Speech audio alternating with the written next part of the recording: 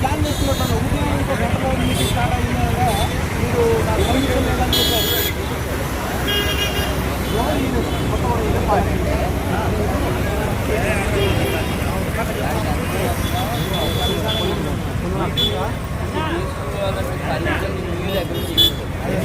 మొన్న పోయి కాబట్టి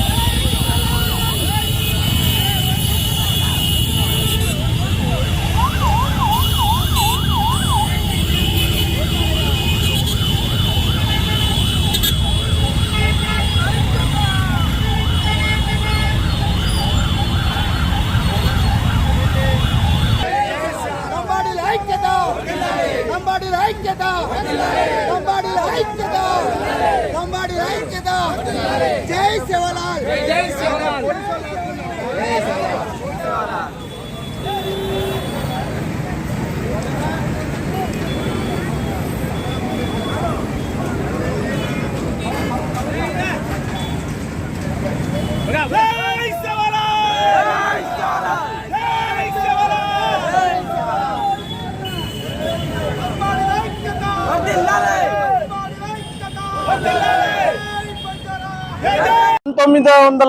నుంచి ఇవాల్టి వరకు కోయా లంబాడ సమాజ వర్గాలు అన్నదమ్ములుగా మెలగడం మనం అందరం చూసినాం.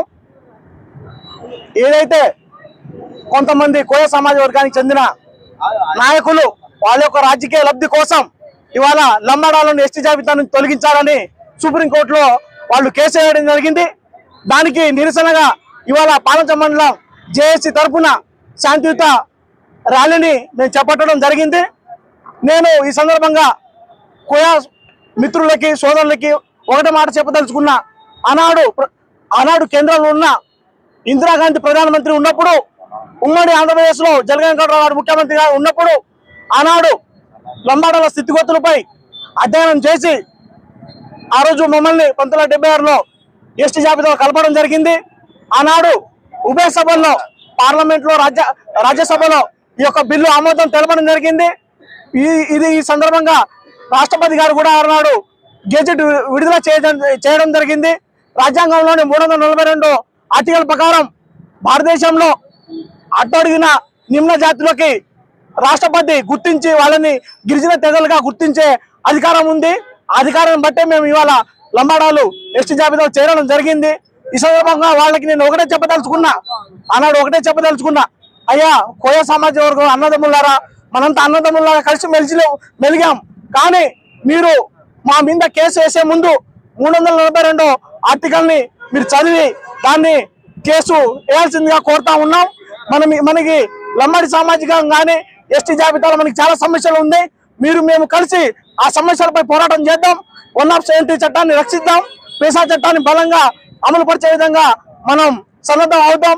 ఇంకా ఎస్టీ జాతి యొక్క హక్కుల గురించి మనం కలిసి పోరాడదామే తప్ప ఇవాళ లంబాడోళ్ళని తీసేసి ఏదో లాభం పొందాలని మీరు మాట్లాడడం సరికాదు. కానీ ఈ సందర్భంగా మీ అందరికి తెలియజేస్తూ జై శివలాల్. ఈరోజు పాల్వంచ మండలంలో లంబాడ జేఏసీ ఆధ్వర్యంలో భారీ ఎత్తున భద్రాద్రి కొత్తగూడెం జిల్లా జేఏసీ ఆధ్వర్యంలో ఉన్న మా తండాలో తరలిస్తూ వచ్చిన మా గిరిజన బంజారా సోదరులకు ఒకటే చెప్తున్నా, మేము కోయా బిడ్డలు లంబాడి బిడ్డలు అందరూ అన్నదమ్ములాగా కలిసి ఉంటున్నాం. 1976లో ఎరుకల యాలాది ఎస్టీ మన లంబాడ బంజారా అందరం కలిసి ఆ రోజున మాజీ సీఎం జలగం వెంకటరావు గారి ఆధ్వర్యంలో ఈ ఖమ్మం జిల్లాకు సుదీర్ఘ పోరాటం చేసి ఆయన బంజారా బిడ్డలను ఆ రోజు ఇందిరాగాంధీ పార్లమెంట్ లో రాష్ట్రపతి ఆమోదం పొందిన తరపున మేము ఈ రోజున సుప్రీంకోర్టులకు కేసేసిన మన కోయా ఎమ్మెల్యే గారు తెల్ల వెంకట గారు ఒకటే చెప్తున్నామయ్యా, మేము మా ఓట్లు కూడా మీతో గెలిచినావు, నువ్వు మా రాజకీయ లబ్ధి కోసం ఈ కోయా కమ్యూనిటీ ఉన్న రాజకీయ లబ్ధి కోసం చేస్తున్న రాజకీయం ఇది మేము అందరం కలిసి అన్నదమ్ములా ఉండాలని కోరుకుంటున్నాం.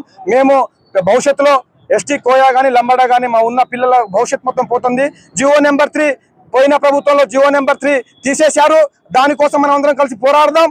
ఆ చిచ్చుతోనే ఇది రెగులుతుంది. దీని మీద కాంగ్రెస్ పార్టీ ఎస్టీని కలిపిందని మేము పకడ్బందీగా ఈరోజు లంబాడి బంజారాల ఆత్మగౌరవ ప్రదర్శన ర్యాలీకి గల ఉద్దేశం ఏంటంటే, కొంతమంది కోయ రాజకీయ నాయకులు చేస్తున్న కుట్రలో భాగంగా లంబాడాలని ఎస్టీ జాబితా నుంచి తొలగించాలని వాళ్ళు ఏదైతే కుట్రపూరిత రాజకీయాలు చేస్తున్నారో వాళ్ళ ఒక ఉనికిని చాటుకోవడానికి చేసేదే తప్ప మేమందరం అన్నతమ్ముల్లా కలిసే ఉన్నాం. ఈరోజు మేము ఈ ఊర్లో పుట్టి ఇప్పుడు 47 సంవత్సరాల నుంచి రాజకీయంగా ఎటువంటి మా మధ్య అన్నతమ్ముల కలిసి వెళ్తున్న మా మధ్య ఎటువంటి చిచ్చు లేకుండా రాజ్యాంగ పరంగా మేమైతే ఏదైతే ఎస్టీ జాబితాలో కొనసాగుతున్నామో వాటిని మా మధ్య లేనిపోని ఆలోచన పెట్టి మా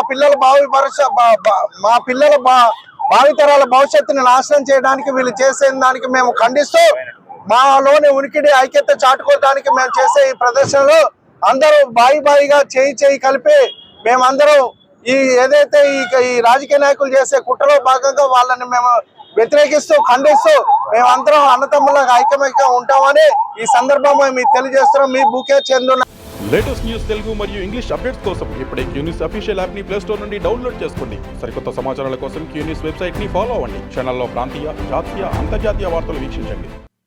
లైక్ చేయండి.